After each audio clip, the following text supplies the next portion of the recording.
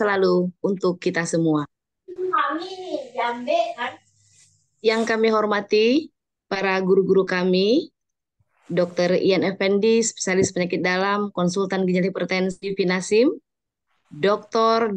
Zuhair Hali, spesialis penyakit dalam, konsultan ginjal hipertensi Vinasim, Dr. Novadian, spesialis penyakit dalam, konsultan ginjal hipertensi Vinasim, dan Dr. Suprapti, spesialis penyakit dalam, konsultan ginjal hipertensi Vinasim, serta yang kami banggakan, para senior-senior kami dan teman-teman sejawat kami yang pagi ini berkesempatan hadir dalam acara rutin kita, yaitu kajian Sabtu Klinik Divisi Ginjal Hipertensi Oh ya Bu, FK Unsri RSMH Palembang.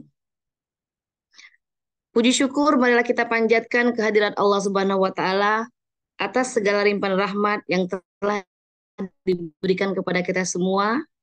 Salawat dan salam semoga senantiasa tercurah bagi Nabi kita Muhammad Shallallahu Alaihi Wasallam. Baiklah, kajian Sabtu Klinik kita pada hari ini berjudul Skill Activity and Exercise for Chronic Disease Patient yang akan dibawakan oleh Dr. Elviani, spesialis penyakit dalam Vinasim, dan akan dimoderatori oleh Dr. Zulhair Ali, spesialis penyakit dalam konsultan ginjal hipertensi Vinasim. Sebelumnya, izinkan saya membacakan kurikulum vitae beliau.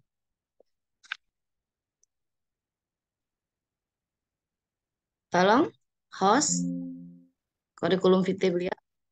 Baiklah, Dr. Zulhair Ali, spesialis penyakit dalam konsultan ginjal hipertensi Vinasim, lahir di Air Molek pada tanggal 21 April 1961 dan beralamat di Palembang. Riwayat pendidikan menyelesaikan Dr. Umum S1 di FK Unsri tahun 1987, spesialis penyakit dalam di FK Unsri tahun 1996, dan subspesialis ginjal hipertensi KIPD 2004. Dan S3-nya di FK Unair Surabaya 2008. Jabatan sekarang sebagai Ketua KSM Penyakit Dalam RSMH, sebagai Kepala Divisi Ginjal Hipertensi RSMH FK Unsri, dan sebagai Ketua Ikatan Dokter Indonesia Cabang Palembang. Kepada Dr. Zuhair Ali, kami persilakan. Baik, terima kasih Dr. Preri atas introduksinya. Assalamualaikum warahmatullahi wabarakatuh. Selamat pagi. Waalaikumsalam.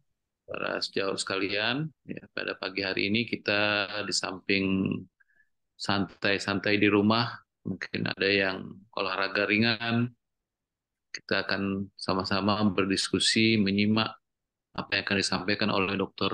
Elviani tentang latihan fisik, exercise pada pasien-pasien penyakit ginjal kronik.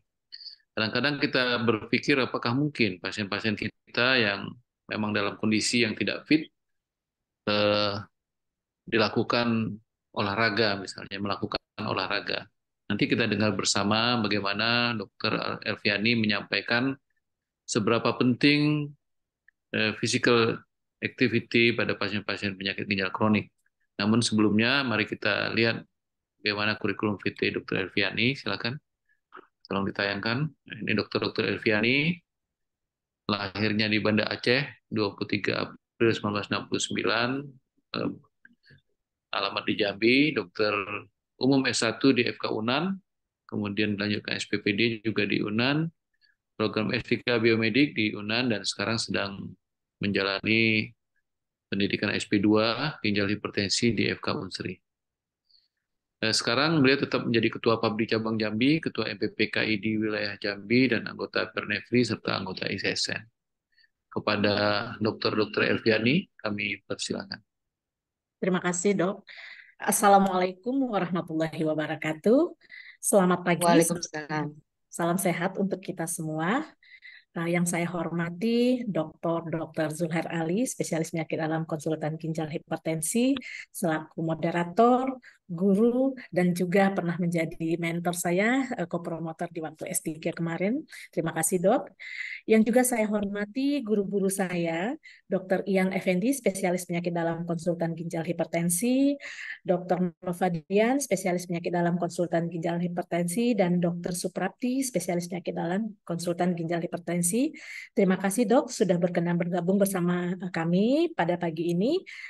Yang saya hormati para guru besar, senior konsultan ginjal hipertensi, dan selanjutnya salam hormat saya untuk seluruh sejawat dan mitra dialisis yang tergabung pada pagi ini. Perkenankan, pada pagi ini saya sharing mengenai satu klinik pada bulan ini, dan materi yang saya bawa itu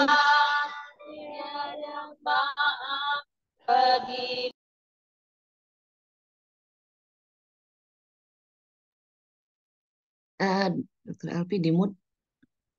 Dr. Elvi? oh ya, termute sendiri. Ya, pada pagi ini perkenankan saya sharing materi untuk Sabtu Klinik pada pagi hari ini yang cukup sederhana sebenarnya, itu mengenai physical activity dan bagaimana exercise yang bisa kita berikan untuk pasien-pasien dengan penyakit ginjal kronik. Seperti kita ketahui, maaf saya coba share screen dulu.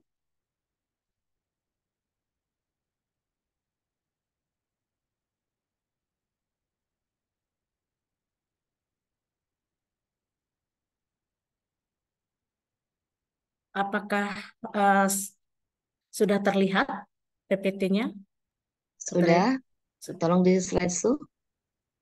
Oke. Ya, sudah terlihat? Sudah. Oke, terima kasih. Saya lanjutkan bahwa ternyata aktivitas fisik dan exercise ini juga dibutuhkan oleh pasien-pasien kita dengan gagal ginjal kronik. Dan bagaimana itu? Nah, kita ketahui bahwa untuk mungkin menjadi cita-cita kita semua, walaupun kadang-kadang sulit ya, bahwa kita ingin hidup secara sehat, di mana hidup secara sehat berarti kita harus melaksanakan gaya hidup yang aktif, kemudian secara rutin mungkin melakukan olahraga, exercise.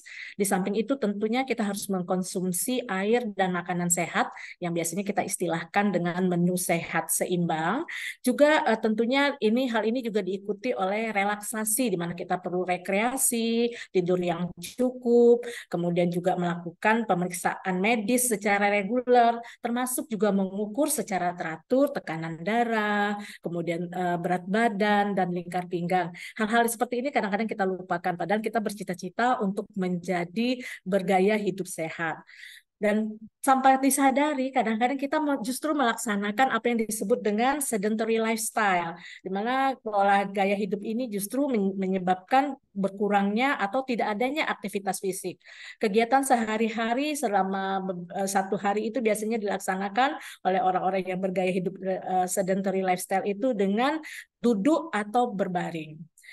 Dan hal ini tentunya menjadi masalah di mana Global Health List pada tahun 2009 sudah mengidentifikasi bahwa physical inactivity merupakan 4 faktor resiko yang menyebabkan penyakit-penyakit yang non-infeksi atau non-communicable disease, di mana ini menyebabkan hampir lebih dari 3 juta kematian.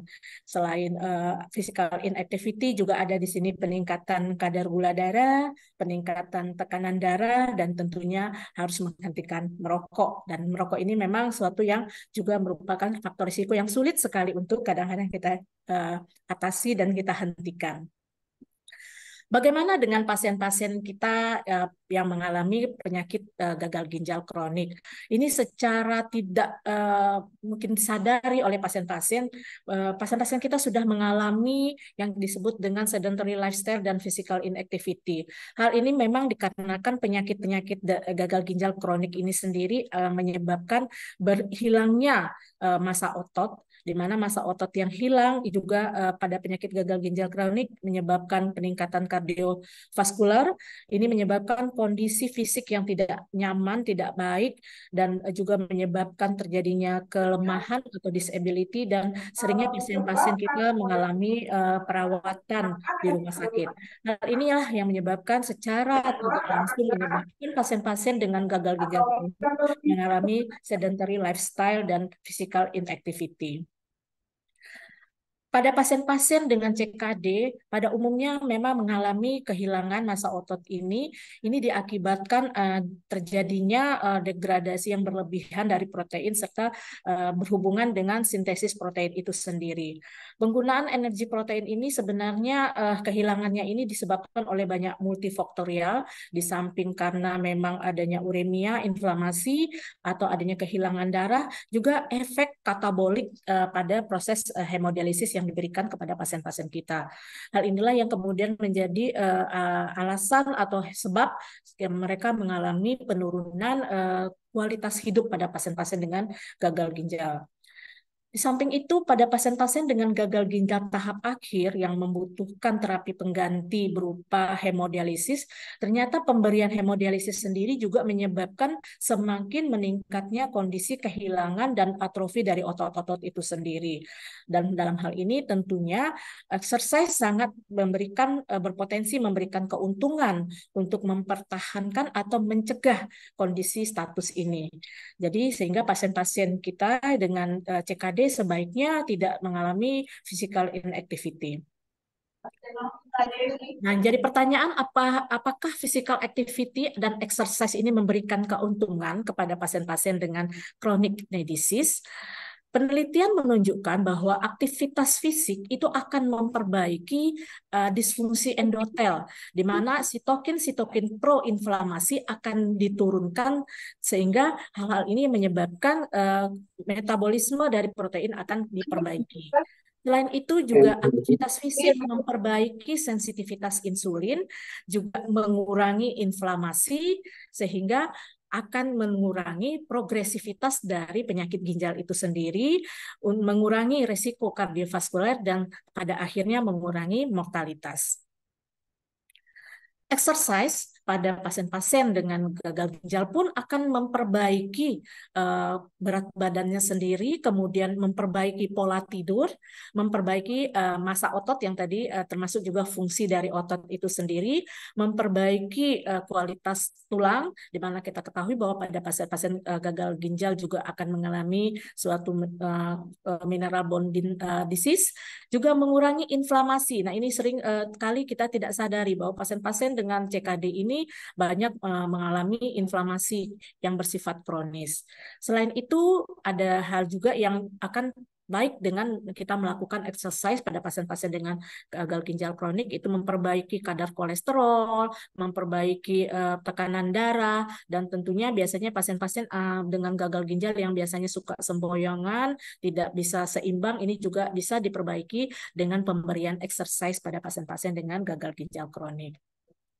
Ada dua istilah yang sering saya sebut dalam hal ini, seperti adanya physical activity dan exercise. Nah, apakah berbeda? Ya, memang berbeda, bahwa aktivitas fisik itu lebih ke gerakan-gerakan tubuh dan otot-otot tulang rangka untuk meningkatkan penggunaan energi dan penyimpanan energi, tetapi gerakan-gerakan ini tidak teratur. Ini adalah gerakan-gerakan yang dikerjakan pada aktivitas sehari-hari, seperti bekerja di rumah atau bergerak, berjalan, dan lain-lain. Sedangkan exercise itu bagian dari physical activity, tetapi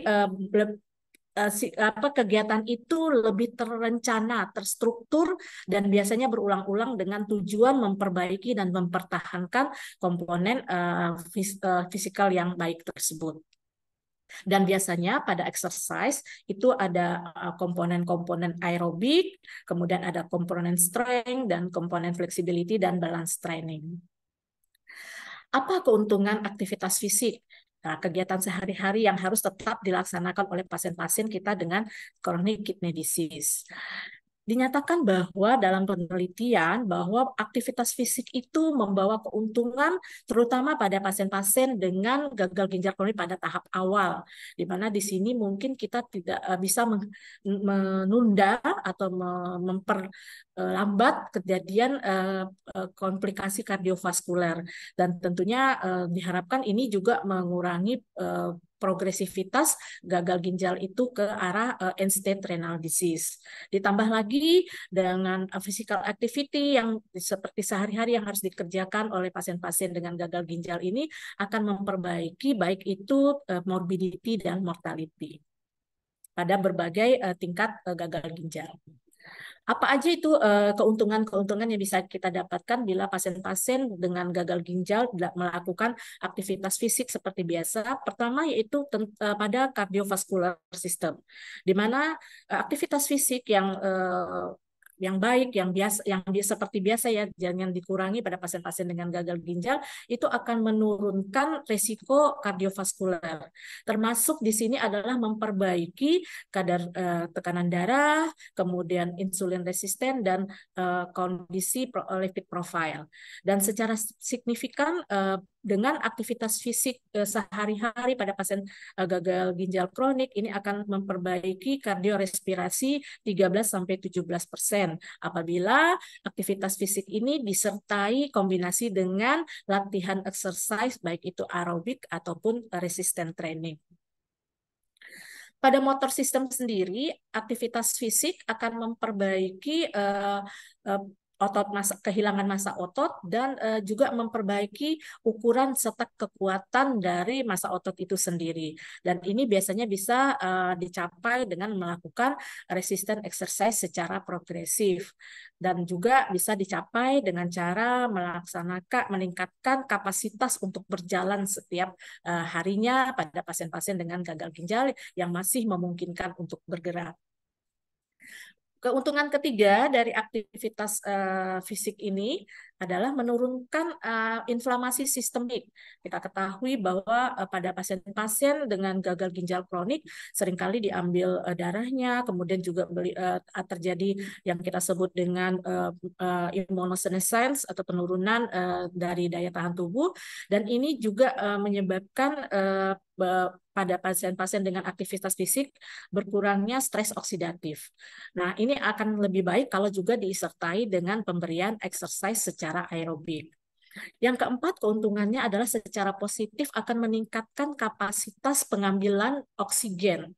Dan ini biasanya bisa juga dikombinasi dengan berbagai jenis dari exercise. Yang kelima, keuntungannya adalah memperbaiki kualitas hidup itu sendiri. Yang keenam, tentunya juga memperbaiki kualitas secara psikologis, di mana biasanya pasien-pasien dengan CKD yang sering mengeluh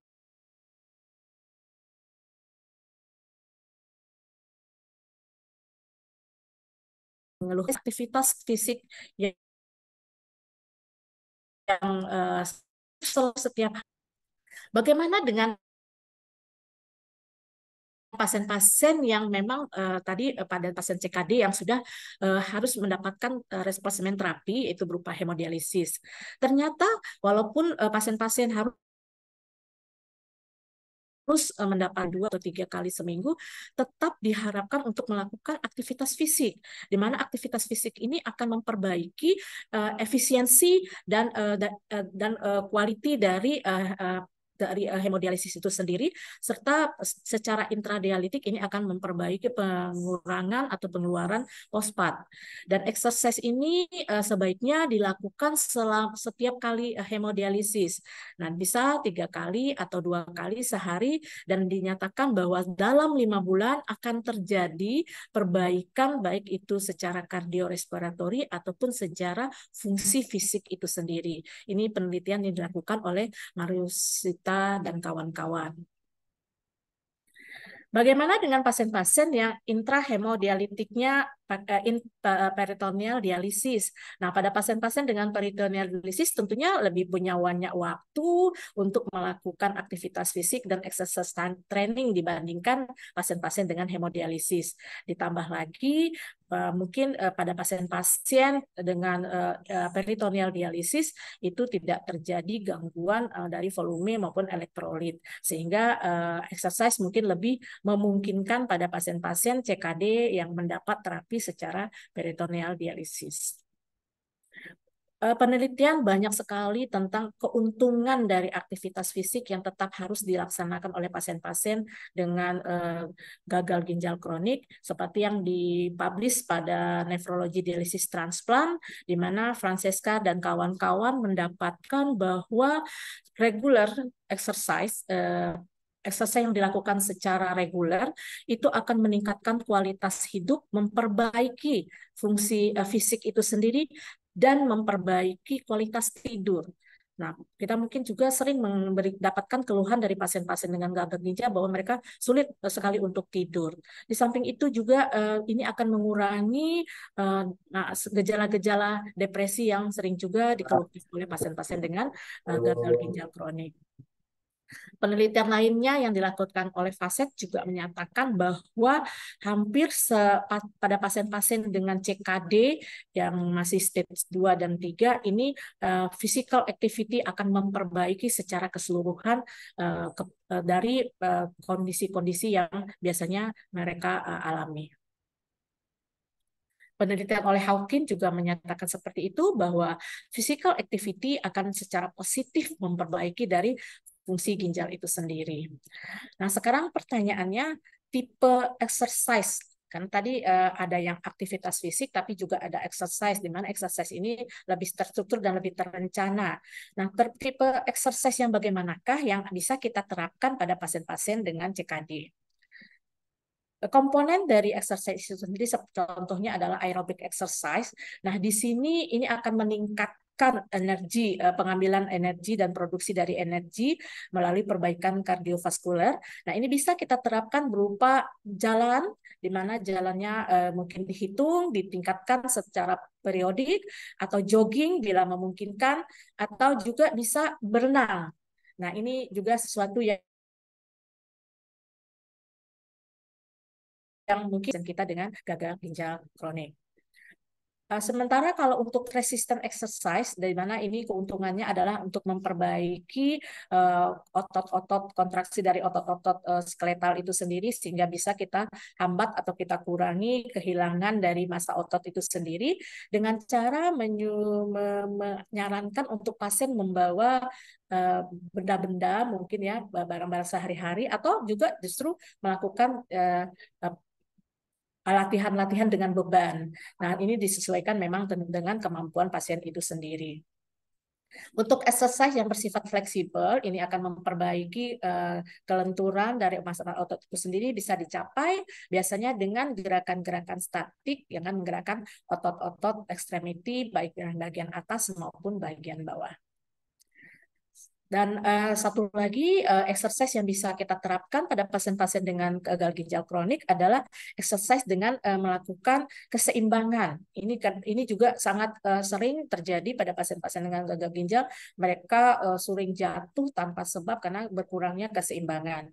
Caranya cukup sederhana. Contohnya menyuruh pasien-pasien untuk berjalan mundur, atau berjalan dengan mengangkat salah satu kakinya, dan atau tidak berjalan tapi statis, tapi mengangkat salah satu kaki. Nah, ini mungkin bisa kita terapkan karena ini sangat sederhana sekali, mungkin bisa dikerjakan pada saat pasien setelah sedang menunggu jadwal untuk hemodialisis ya, atau juga sehari-hari diharapkan dikerjakan pada di rumah masing-masing. Penelitian-penelitian tentang keuntungan dari exercise ini sudah banyak sekali, contohnya yang juga di published pada Chronic Kidney Disease, Chronic mengenai yaitu bahwa pada chronic kidney disease itu physical activity itu akan menguntungkan justru pada pasien-pasien dengan dialisis, dan ini tentunya kita harus lihat kondisi apa dan bagaimana yang bisa kita berikan pada pasien-pasien tersebut, disesuaikan sesuai dengan kondisi pasien itu sendiri. Dan penelitian-penelitian ini juga biasanya melibatkan pasien-pasien yang dengan gagal ginjal ini hampir selama 8 sampai 12 minggu, di mana seperti penelitian yang dilakukan oleh Castaneda dan kawan-kawan, itu dilakukan penelitian untuk memberikan exercise selama 12 minggu, yaitu berupa resistant training. Ternyata kondisi ini akan memperbaiki otot-otot hipertrofinya dan mengurangi inflamasi, yang mana itu terjadi penurunan C-reaktif protein dan interleukin 6. Pecer dan kawan-kawan juga melakukan penelitian di mana exercise diberikan selama 12 minggu, dan exercise yang jenis exercise yang diberikan itu adalah low intensity aerobic exercise selama 2 kali seminggu selama 30 menit, dan ini ternyata memperbaiki cardiopulmonal function, juga menurunkan oxidative stress, menurunkan tekanan darah, termasuk juga menurunkan proteinuria. Castaneda dan kawan-kawan itu melakukan penelitian dengan memberikan resistensi training selama 2-8 minggu. Ternyata ini juga memperbaiki massa dan kekuatan otot serta meningkatkan kadar albumin. Mustafa dan kawan-kawan memberikan exercise training selama 12 minggu, dan ternyata ini akan memperbaiki ambilan oksigen, di mana hal ini menyebabkan berkurangnya dilakukan pengukuran bahwa terjadi berkurangnya kekakuan dari otot-otot arteri.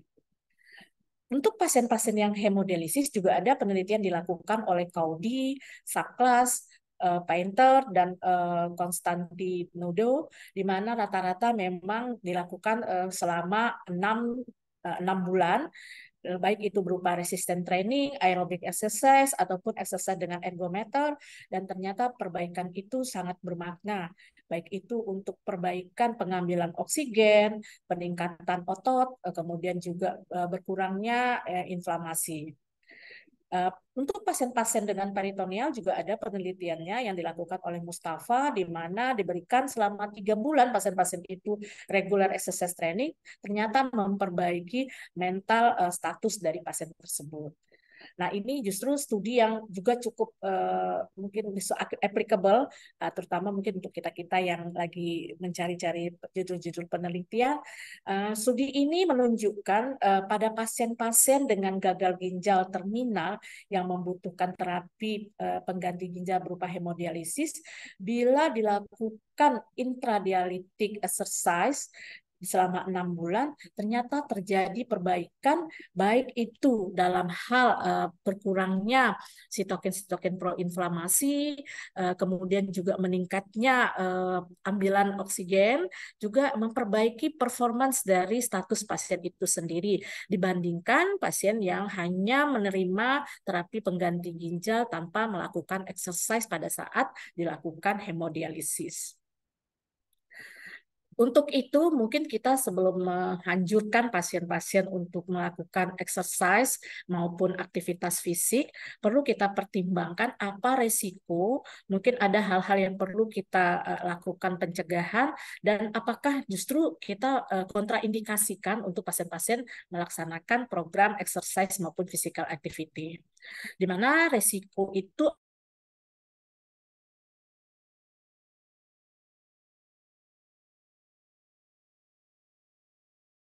ada 2 tipe, dan ini tentunya bisa dikurangi dengan memberikan terapi exercise secara moderat dan secara reguler kita naikkan intensitasnya.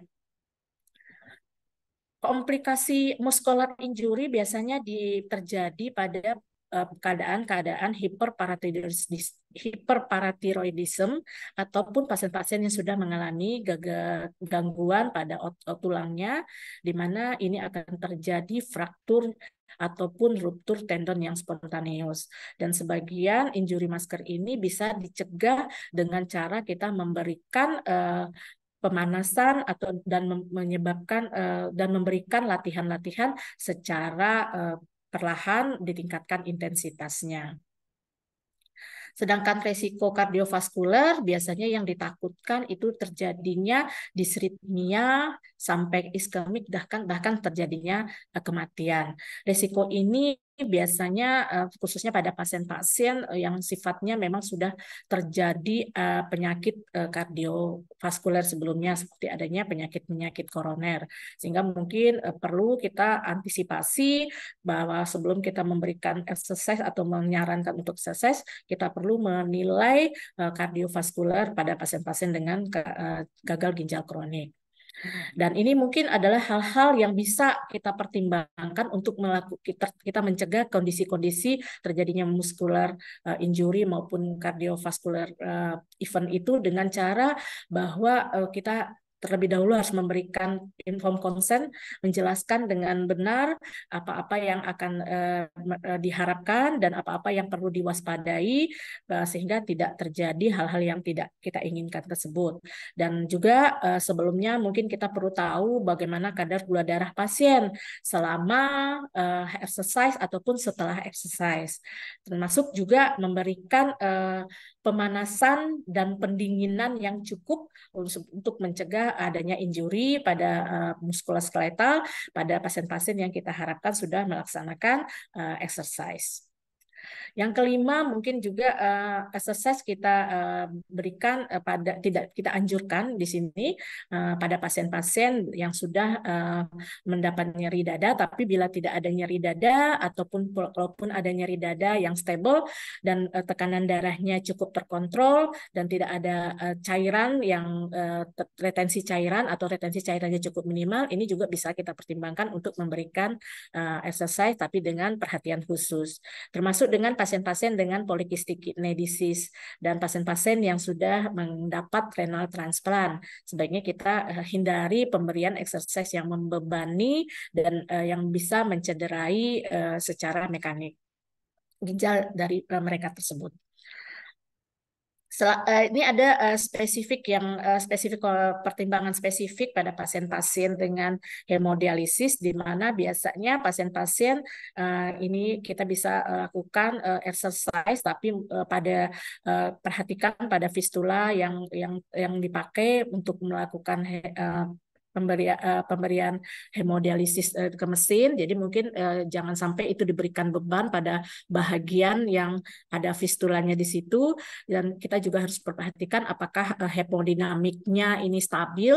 Kemudian pada 2 jam pertama setelah kita lakukan hemodialisis, dan juga hati-hati juga pada 2 jam setelah hemodialisis ini kita lihat apakah terjadi gangguan-gangguan yang mungkin bisa mengurangi tekanan darahnya dan terjadi kondisi-kondisi dekompensasi dari kardiovaskuler. Dan perlu mungkin yang kita waspadai juga perhatian untuk mencegah terjadinya komplikasi dari exercise itu adalah monitor tekanan darah selama dan setelah exercise. Nah, ini juga bisa kita cegah dengan memberikan pendinginan yang cukup selama pada pasien-pasien, dan itu juga bisa mencegah adanya episodik hipotensi setelah melakukan exercise pada pasien-pasien dengan hemodialisis. Nah, mungkin kontraindikasi tidak kita anjurkan pada pasien-pasien dengan gagal ginjal kronik untuk melakukan aktivitas fisik yang exercise, yaitu pada kondisi-kondisi terjadinya elektrolit abnormality, baik itu hipo maupun hiperkalemi, atau kita lihat adanya perubahan baru dari EKG, baik itu bisfetaki maupun bradiaritmia. Juga perlu kita lihat apakah intradialitik itu ada pada pasien-pasien yang kelebihan berat badannya lebih dari 4 kilo. Ini juga mungkin kita kontraindikasikan dahulu untuk memberikan exercise, atau sudah ada edem paru dan adanya edem perifer. Nah, untuk pasien-pasien ini mungkin kita tunda dulu untuk pemberian exercise.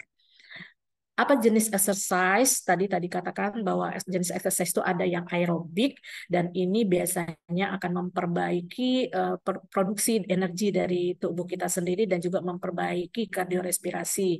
Nah, ini jenisnya bisa dengan berjalan, jogging, dan berenang tadi. Jadi mungkin next ke depan kita juga bisa menyarankan hal-hal ini kepada pasien-pasien kita. Kemudian juga kalau untuk terapi berupa exercise berupa strength yang bersifat resisten, ini untuk memperbaiki kekuatan dan otot dan rangka dan juga pada rangka itu sendiri dengan cara memberikan latihan-latihan dengan beban. Nah, di sini mungkin bisa kita gunakan barbel ataupun benda-benda yang sifatnya ada memberikan kekuatan kepada otot-otot.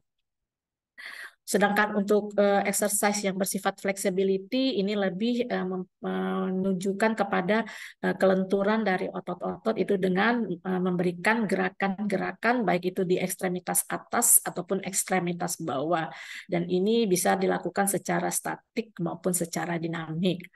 Dan terakhir, exercise berupa balance training ini juga bisa dilakukan untuk mengurangi dan mencegah terjadinya tiba-tiba jatuh pada pasien dengan cara tadi berjalan mundur dan mengangkat kaki. Alternatif lain, option lain bisa dengan alat-alat dan ini memang untuk kita sendiri di unit hemodialisis Rumah Sakit Muhammad Hussein Palembang ini juga saya belum lihat mungkin next ke depan ini bahwa bisa juga dipakai alat-alat ini untuk salah satu alternatif untuk exercise yang diberikan kepada pasien-pasien dengan CKD yang melaksanakan hemodialisis.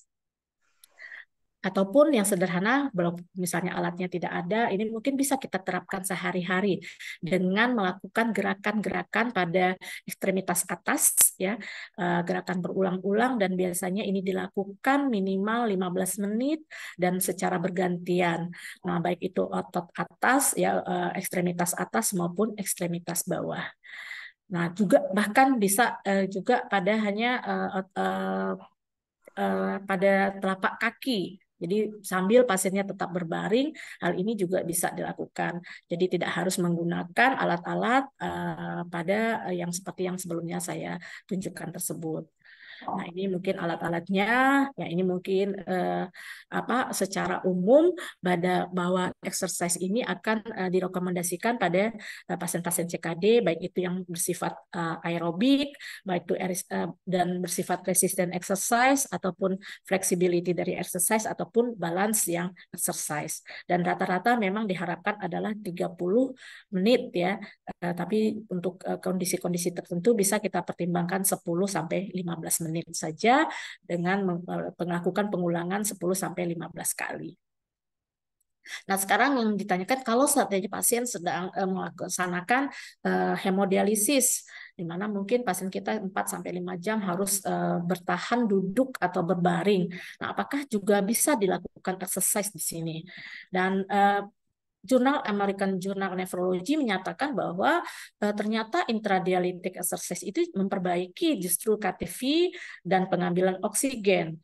Sehingga tentunya ini juga hendaknya dilakukan pada pasien-pasien dengan intradialytic.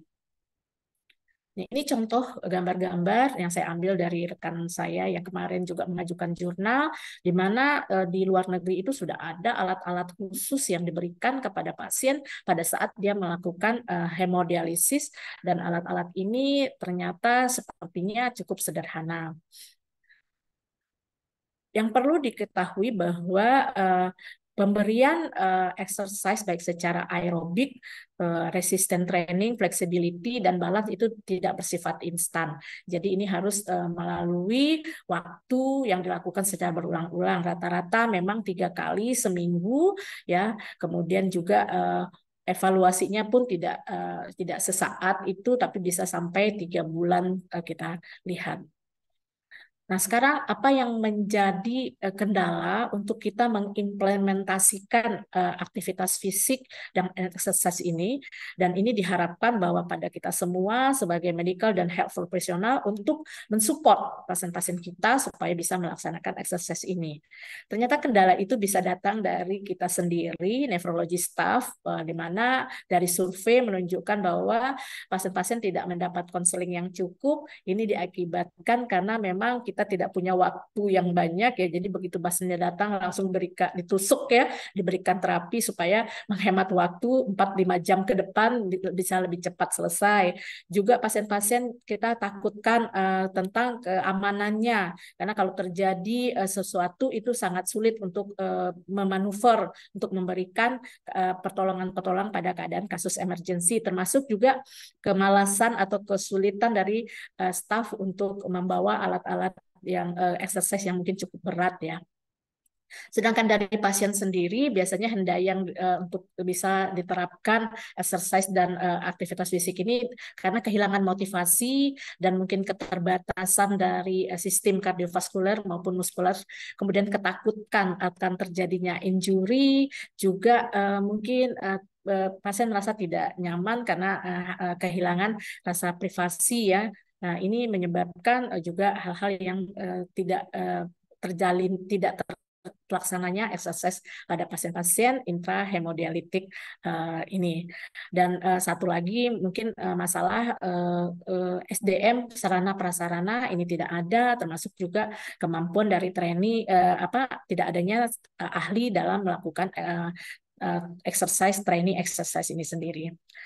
Sebagai kesimpulan di sini saya bisa menyimpulkan bahwa aktivitas fisik dan perbaikan dari pendekatan exercise itu sangat penting untuk mencegah terjadinya kehilangan massa otot, memperbaiki kardiorespirasi dan juga memperbaiki kualitas pasien-pasien secara keseluruhan pasien-pasien dengan CKD. Exercise itu sendiri harus di-adjust secara baik, diberikan, di-manage dan diperbaiki, dan ini harus berdasarkan keadaan dan kondisi pasien itu sendiri. Pasien juga diharapkan untuk punya kerjasama karena aktivitas fisik itu sendiri akan kita berikan dalam waktu yang cukup lama, jadi tidak instan, dan ini tentunya memerlukan kerjasama dari pasien-pasien sendiri. Dan pemberian exercise ini baik yang aerobic exercise itu dilakukan secara reguler, kemudian juga exercise ini dengan resistant exercise juga ini harus diberikan untuk memperbaiki penggunaan energi serta mempertahankan massa otot dan penguatan otot sendiri, dan tentunya ini memerlukan suatu panduan guideline sehingga kita bisa mengoptimalkan exercise itu sendiri. Panduan itu baik berupa tipenya, frekuensinya, intensitas dan durasi dari physical activity maupun exercise yang akan diberikan, dan tentunya juga harus memperhatikan apakah ada kendala-kendala yang menyebabkan hambatan pada pasien-pasien gagal ginjal kronik bila diberikan exercise tertentu. Dan ini membutuhkan suatu kerjasama tim multidisiplin dari nefrologi yang terintegrasi sehingga implementasi dari aktivitas fisik ini pada pasien-pasien CKD bisa kita dapatkan. Demikian, terima kasih. Baik, terima kasih Dr. Giani. Ini saya mohon maaf ya karena mendadak harus keluar rumah. Jadi sedang di perjalanan. Mohon kalau bisa Dr. Sprapki atau Dr. Novadian bikin diskusi. Silakan.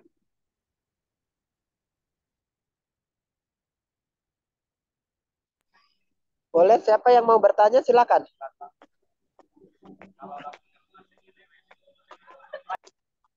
Izin dok, ini sudah ada pertanyaan di chat dok, boleh saya jawab dok? Boleh, silakan Dr. Elvi. Ya, di sini ada pertanyaan dari Dr. Andri Budiman. Di sini Dr. Andri Budiman bertanya apakah ada prasyarat pasien CKD stage 3 sampai stage 5 baik yang HD dan non HD untuk memulai melakukan physical exercise ya. Maksudnya di sini misalnya berapa kadar HB-nya, berapa tekanan darahnya, berapa gula darahnya, dan bagaimana porsi tingkat intensitas, apakah diberikan mild, moderat, dan lama yang diberikan. Berbagai staging dari pasien-pasien CKD. Izin dokter, saya akan mencoba menjawabnya, dok. Terima kasih, Dokter Andri. Memang untuk kita menyarankan pasien-pasien itu dilakukan aktivitas fisik maupun exercise, kita harus menilai statusnya secara umum. Dan tentunya saya sendiri belum melihat, belum mendapatkan berapa nilai kadar gula darah, berapa HB yang pas untuk pasien melakukan exercise. Tapi secara umum mungkin kita bisa melihat bahwa kondisi-kondisi pasien-pasien dengan gula darah yang stabil di atas 140, kemudian gula darah HB yang di atas dari 7, dan kondisi-kondisi fisik secara umum kita lihat pasiennya cukup baik kualitasnya, itulah yang kita sarankan untuk melakukan exercise dalam hal ini. Dan untuk apakah terapi yang exercise yang bisa kita berikan, memang secara umum semua jenis exercise yang dilakukan itu bisa pada pasien-pasien dengan CKD, baik itu yang non hemodialisis maupun yang hemodialisis, dan itu tentunya tidak bisa sama kita pada setiap stagingnya, dan kita harus menilai pasien to pasien. Jadi secara tailor kita harus lihat, dan itu tentunya kita tetap prinsipnya adalah memulai dengan aktivitas yang ringan dulu, yang ditingkatkan secara gradual, sehingga kita dapatkan gerakan atau aktivitas fisik yang sesuai dengan kondisi pasien tersebut. Saya kira itu yang bisa saya jawab, Dokter Andri. Gimana Dokter Andri? Dokter Andri monitor nggak?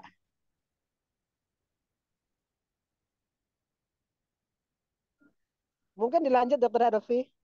Monitor Pertanyaan dok, terima selanjutnya. kasih. Monitor Ya, dok, terima silakan Dokter kasih. Andri. Mungkin ada tambahan atau pertanyaan atau gimana? Karena Dokter Andri ini sendiri juga aktif untuk olahraga, Dok, di Jambi. Sorry, ini saya nggak bisa buka video karena saya pakai sling, lagi fraktur di Oh, otot. iya. Jadi terpaksa nggak pakai Ya, Dok. baju, jadi saya nggak buka videonya. Saya Apa-apa pakai sling Dokter soalnya Andri. nih. Ya, Kalau Bu bisa Prapti. memberi Iya, masukan boleh Dokter Dokter? Prapti. Ya Dok. Saya cuma pengen nanya, soalnya kan gini, kadang-kadang kan pasien ini berbagi, walaupun contoh aja lah yang HD.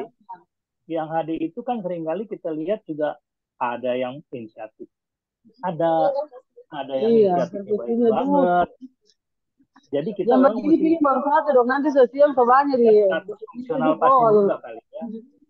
Jadi saya sih terima kasih udah ada gambaran nih, paling enggak gimana. Cuman saya setuju banget statement terakhir di slide terakhir bahwa mungkin Pernevri Sumbaksel duluan kali mulai bikin pedoman exercise buat TKD kali.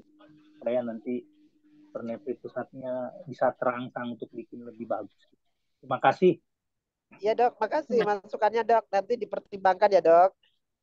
Ya, terima kasih. Pertanyaan selanjutnya, Dokter Elvi silakan.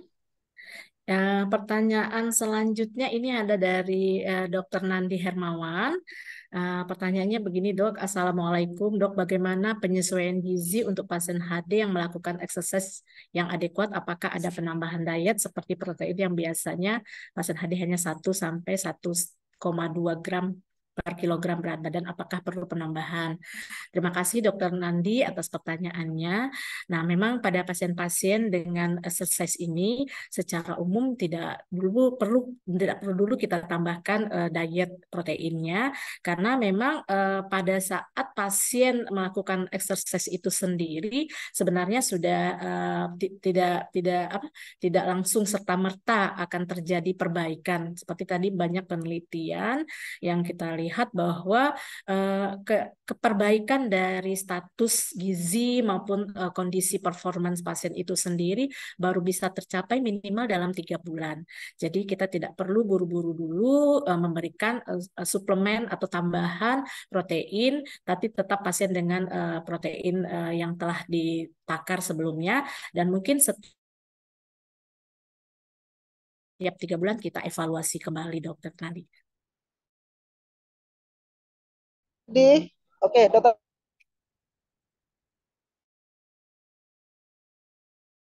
Nadi kan? Kalau Dokter Nadi monitor, Cukup dok, terima kasih dok. Monitor dok.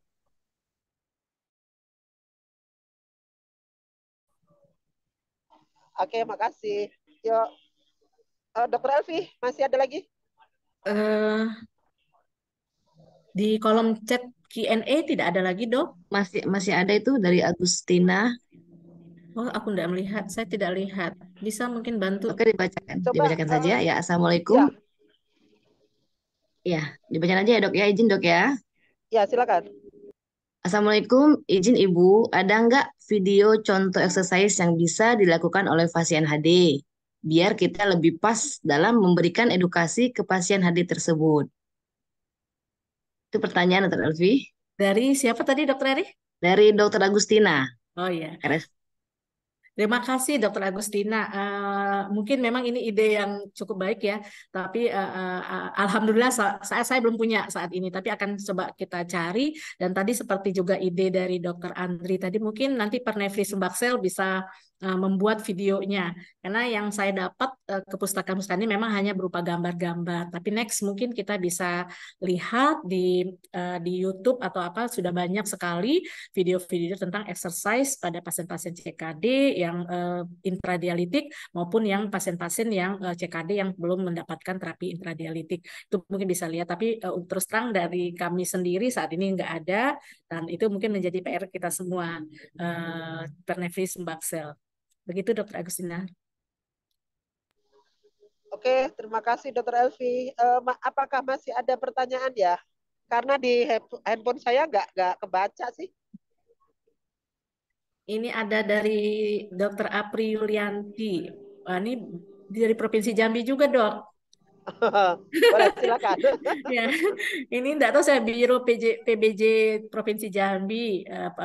Terima kasih Dokter Apri. Ini pertanyaannya adalah Assalamualaikum. Maaf saya baru gabung. Izin bertanya dokter, apakah orang yang sudah cuci darah 2 minggu sekali bisa suatu saat nanti tidak cuci darah? Orang tua saya DM. Nah ini memang di luar konteks kita pada hari ini, tapi nggak apa-apa ya dok. Kita jawab juga ya dok. Izin dokter Boleh, Sutra. silakan. Jadi kalau pertanyaannya tadi, apakah pasien yang sudah cuci darah, pasiennya kebetulan adalah penderita diabetes mellitus, apakah bisa tidak cuci darah?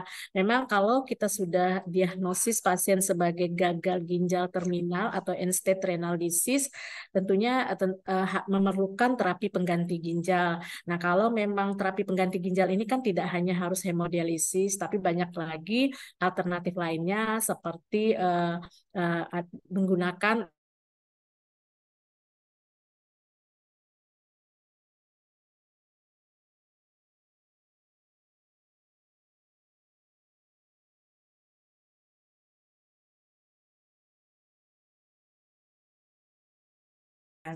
saya kira itu ya dokter Prati. Mungkin dokter Prati bisa nambahkan.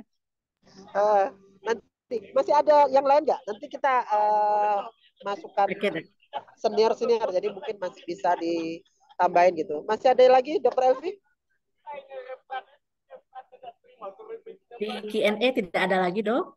Tidak ada ya. Mungkin sharing aja ya. Saya 2016 ke Jepang, itu pasien-pasien yang menjalani hemodialisis itu on dialisis itu memang dia melakukan aktivitas. Jadi melakukan gerakan-gerakan yang simple aja. Biasanya dia ada yang pakai karet. Karet itu untuk kaki. Jadi kayak tadi gambar dokter Elvi yang pakai untuk orang olahraga yang kayak orang apa ya, naik sepeda itu ya. Iya dok. Nah itu bisa dia pakai karet aja, jadi dia pakai karet bisa dilakukan. Nah jadi intradialisis bisa dilakukan, atau dia waktu dirawat juga bisa, atau di rumah juga bisa. Makanya aktivitas itu mulai dari dia stressing atau pemanasan, kemudian mungkin itu 5-10 menit, kemudian dilakukan intinya itu untuk pasien-pasien kita itu bukan aktivitas yang berat kayak aerobik ya, tetapi hanya semacam peregangan atau low impact. Jadi gerakan-gerakan hanya untuk otot-otot saja sehingga tidak memberi beban pada sendi. Karena kita tahu pasien-pasien kita yang sudah menjalani hemodialisis yang kronik itu kan untuk resiko osteoporosisnya tinggi. Nah, itu kita untuk mengurangi kejadiannya fraktur patologis atau trauma yang tidak diinginkan itu lebih tinggi gitu. Jadi makanya kita harus lebih hati-hati. Setelah kita melakukan low impact, kita baru melakukan pendinginan. Nah, itu durasinya antara 10 sampai 20 menit. Kemudian pendinginan 5 sampai 10 menit. Nah, itu yang kemarin saya lihat di Jepang itu dilakukan seperti itu. Nah, waktu dari sana juga kemarin sudah saya edukasikan ke pasien, tapi pasien-pasien kita kan mesti nyaman kalau dia cuci darah dengan tidur gitu. Jadi menumbuhkan mindset-nya bahwa mungkin aktivitas itu menaikkan antiinflamasi sehingga endotelnya itu bisa berkurang gitu ya. Mungkin itu yang nanti tanggung jawab kita kali ya sebagai orang yang berkecimpung di dalam hemodialisis itu sendiri gitu. Mungkin dari saya itu, mungkin kalau dari Dokter Novadian, Dok, kalau memang ada sharing atau ada tambahan Dokter Novadian. Iya ya, oke. Assalamualaikum warahmatullahi wabarakatuh. Waalaikumsalam. Waalaikumsalam warahmatullahi. Ya, saya kira ini sangat menarik. Maaf dok, di mute dok. Dokter, unmute.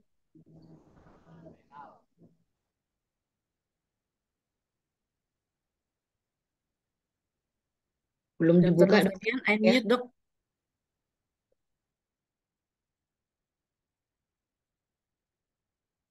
Jangan-jangan dimain ke cucungnya ini.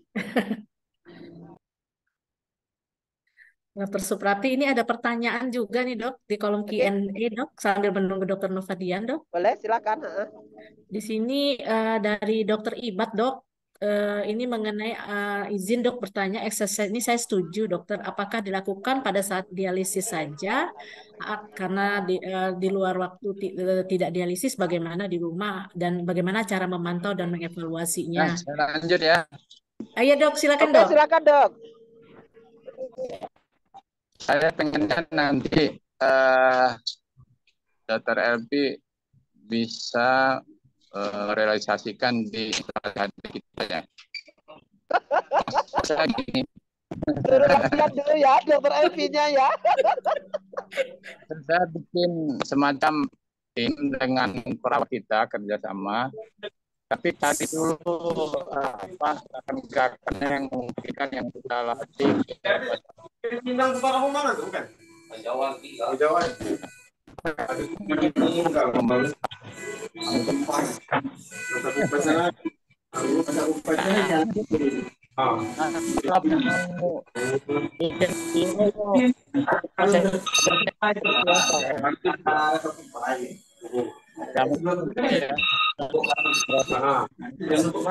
Maaf dok, kebocoran ini kayaknya. Yang bocor itu siapa ya? Iya. Ditutup aja ya.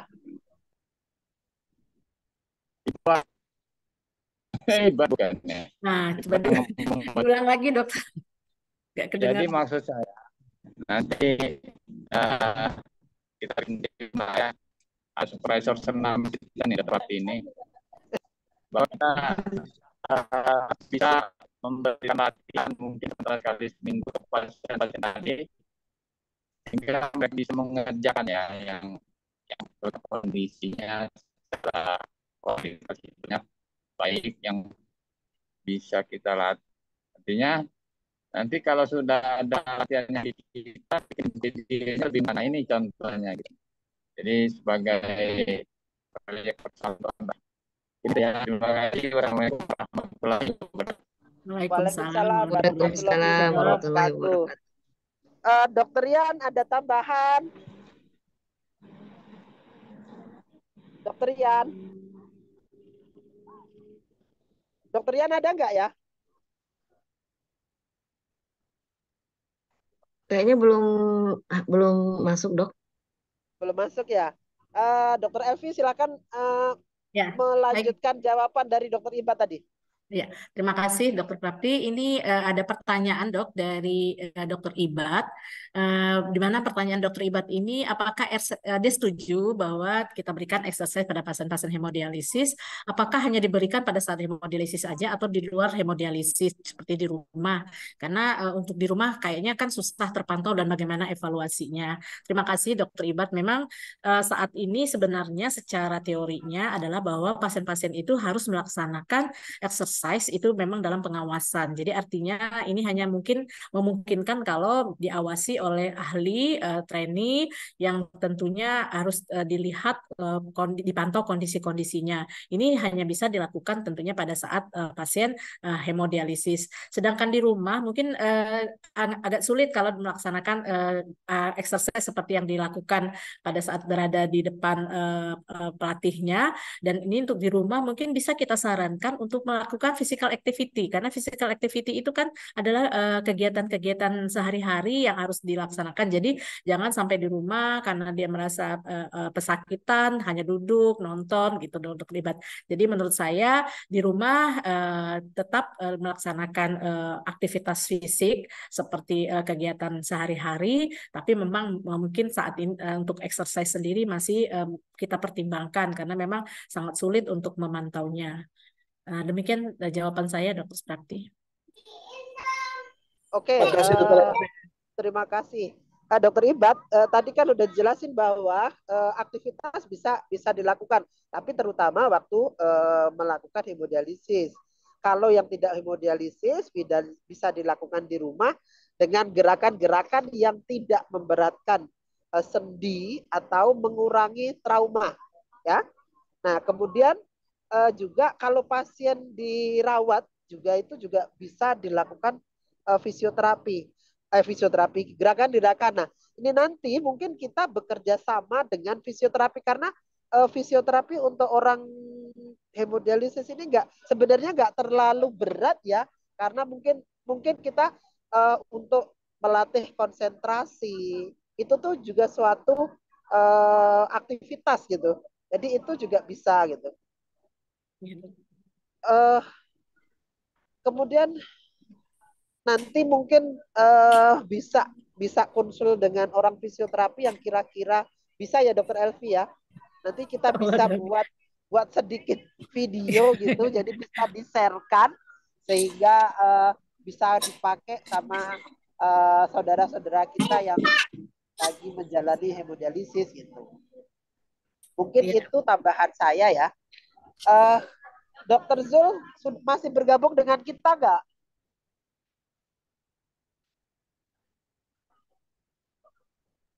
Kalau halo, ya. Silakan Dok memberi tambahan. Ya. Jadi begini, kalau seumpamanya kita mendengar kata-kata CKD, asosiasi kita itu adalah pasien yang sudah HD, gitu ya. Padahal kan sebetulnya kan HD itu setelah di stadium lanjut end stage. Jadi ini yang kadang-kadang lupa kita ingatkan kepada pasien CKD kita bahwa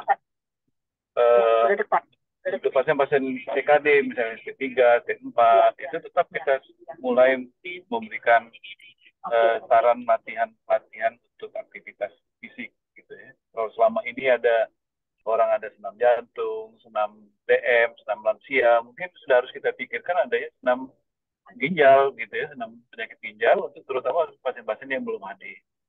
Sedangkan untuk pasien-pasien yang HD, ya tadi betul yang dikatakan oleh Dr. Sprapti, ya saatnya yang paling enak itu ya waktu HD.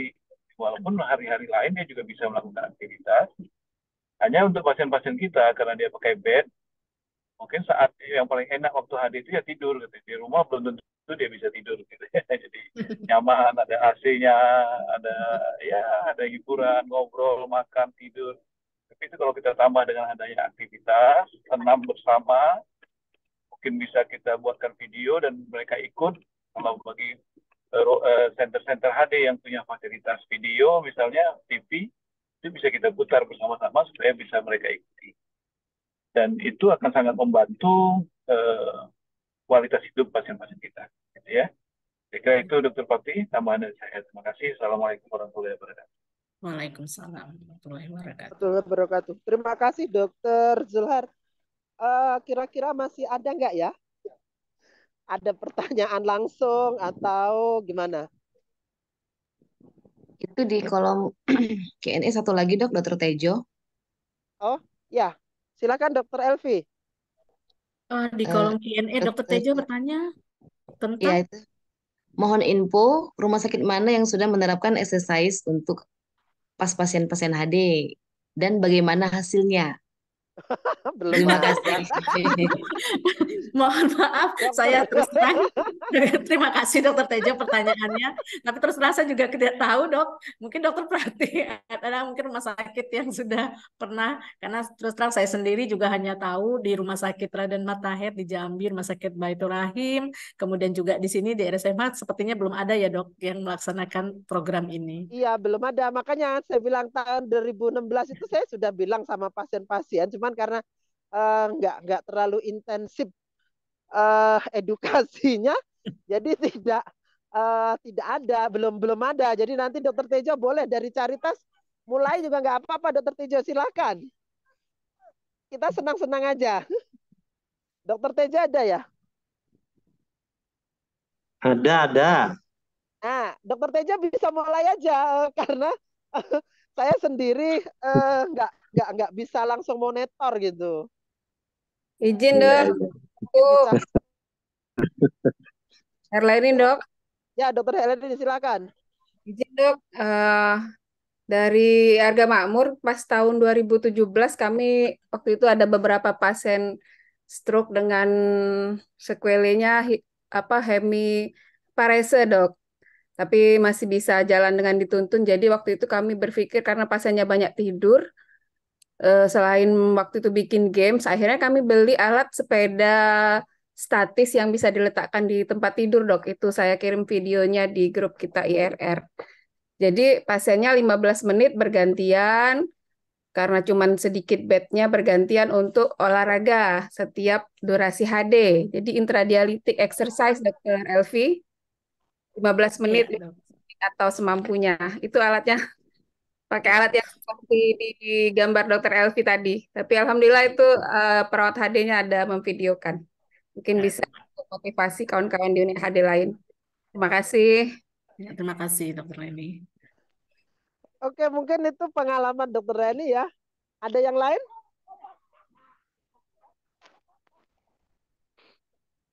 Kalau tidak mungkin kita sudah banyak ya mengalami tentang aktivitas pada pasien-pasien kita yang menjalani hemodialisis.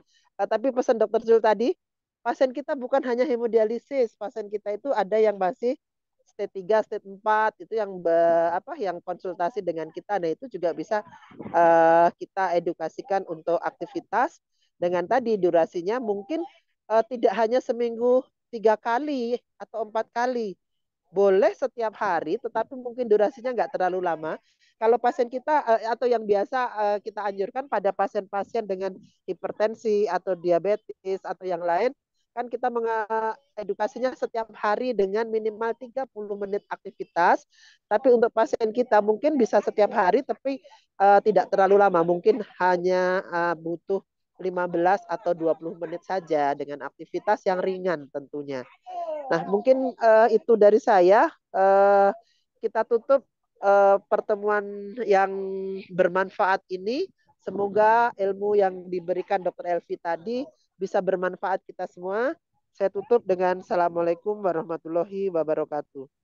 Waalaikumsalam warahmatullahi wabarakatuh. Baiklah, terima kasih. Demikianlah telah kita ikuti bersama pemaparan kajian Sabtu klinik kita pada hari ini. Terima kasih kami ucapkan kepada guru-guru kami yang telah memberikan masukannya dan pencerahannya. Semoga kajian Sabtu Pilih kita pada pagi hari ini bisa lebih bermanfaat kepada kita semua. Adapun total peserta kita hari ini lebih dari 100 ya, banyak sekali tadi. Ya, Dr. Elvi kayaknya menarik sekali. Memang aktivitas fisik ini belum ada di Indonesia, baru ada di Jepang ya, kata Dr. Suprapti tadi. Baiklah, seperti biasa, sebelum kita tutup kajian kita ini, kita abadikan dengan adanya sesi foto bersama. Silakan kepada teman-teman kawan sejawat untuk on cam kamera agar bisa terlihat wajah-wajahnya. Tolong dibantu host ya. Di sini ada 4 slides ya. Nanti akan saya pandu ya dengan membacakan hitungan mundur ya. Tolong host, sudah siap host? Oke. Slide pertama. Siap ya? Oke. Slide pertama saya hitung ya. 3, 2, 1. Oke. Slide kedua. Saya hitung lagi. Ada yang belum dibuka itu? Oke. Silakan dibuka ya. Nah, saya hitung 3, 2, 1. Oke. Lanjut slide ketiga. Masih ada yang ditutup juga itu. Dari Oku kayaknya ini ya, belum dibuka. Ya. Oke. Saya hitung mundur juga. 3, 2, 1. Oke, dan slide terakhir, slide keempat. Silakan dibuka kameranya. Saya hitung mundur ya. 3, 2, 1. Oke. Terima kasih kepada host. Oke, alhamdulillah. Kita atas perhatiannya. Mohon maaf atas segala kekurangannya. Saya ucapkan dengan ucapan wabillahi taufiq wal hidayah. Wassalamualaikum warahmatullahi wabarakatuh. Waalaikumsalam warahmatullahi wabarakatuh. Para Emil nggak kelihatan.